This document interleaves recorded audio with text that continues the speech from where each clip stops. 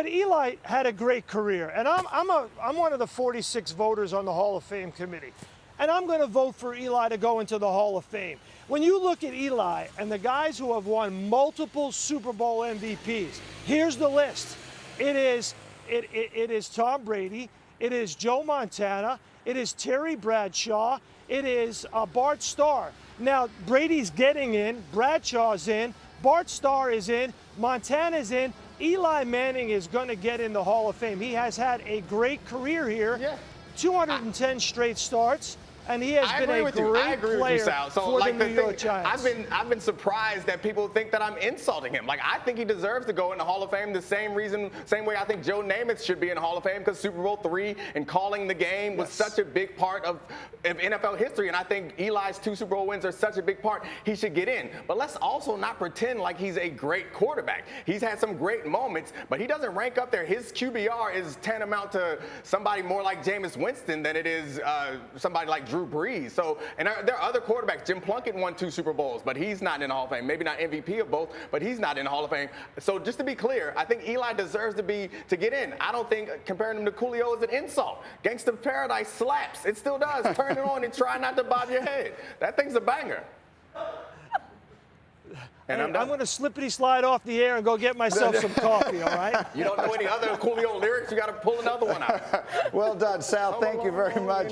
Sal, who was well prepped. There's no question for that one. The great Sal Paolantonio. Thank you, my friend. We will see you soon. And listen, I mean, I don't know if I should be proud of this or not, but I could actually sit here. We don't have the copyright allows us to do it, but I could actually do all of the words to Coolio's Gangsta Paradise right now. Well, Greeny can do that with many songs, so that's very true. You can't pretend like you don't know if you'll be proud or not. You are clearly proud, because this is 2 days in a row that you referenced, and you think that to give you some sort of cred. I don't know. I just want to quickly reference the fact that we're talking about slippity slide, and you tried to take a cool drink of your water and spilled it all over the desk. No, it was intentional. I was so hot I needed to cool down. But to go back to your previous thought, I think I don't agree with you, which is to say I think you are selling short a little bit Eli's career. I'm not suggesting that he belongs in the conversation with the absolute upper echelon, the all-time greats of the great. His brother, for example, is unquestionably on a higher level than he is. But I do think he is better than an average quarterback who caught fire a couple of times. We have seen that. And Jim Plunkett was that. I'm old enough to remember Jim Plunkett. Jim Plunkett was that.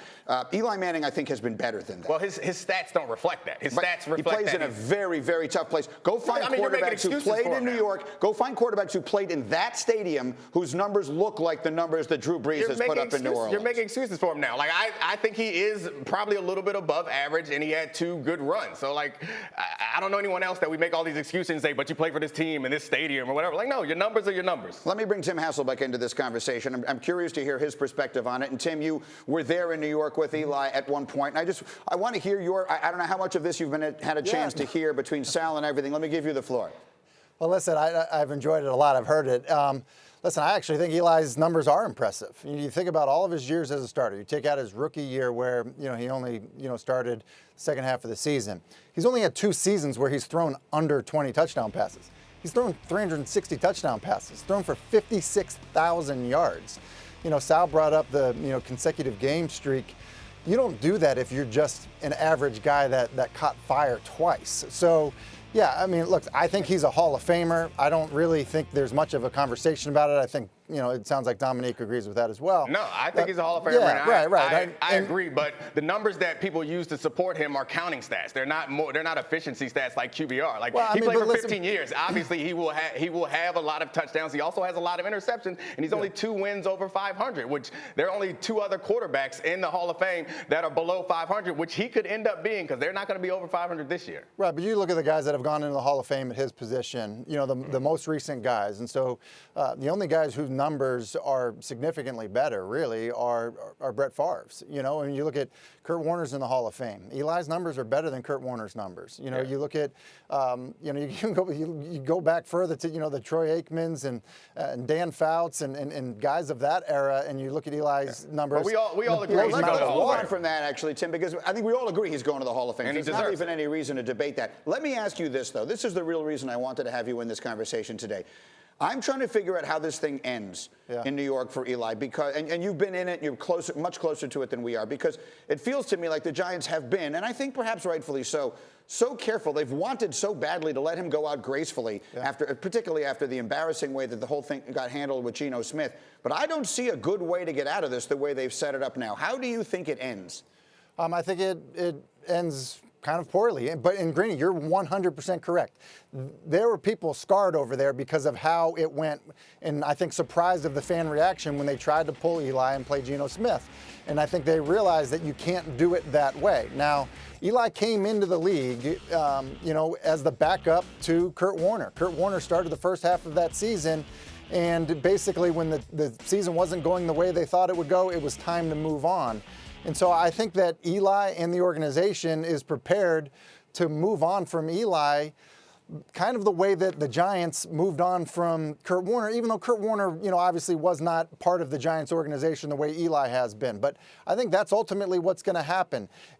I don't think they're going to be a very good team this year. And with that being the case, when you get to the second half of the season and you have the number 6 overall pick sitting there and you have a quarterback in his late 30s that's not playing great, then it's going to be time to move on, and it's going to be hard for everybody involved. All right, Tim, thanks a million for jumping in. I appreciate it very much. Good to see you. Have a wonderful weekend. We'll get back to it there. I like the debate. Look, we all agreed on the one thing. I do think that sending Eli out with a degree of dignity is going to be I respect that they want to do it, but I think it's going to be a hard thing to do. I agree, and I think when you look at that, you're actually talking about Daniel Jones, too, in all of this. Like, when do they start to play him, and how does that work? I don't think you can play him this season, honestly. I think if we're talking about dignity here, we're talking about Eli playing this entire year. But I don't think it's up to the Giants to do it. He cannot leave with dignity if he doesn't want to leave with dignity. It becomes dignified as soon as he says he's ready to step down. If they try to push him out, it's going to look undignified. So they need to be comfortable with pushing him out and making him uncomfortable.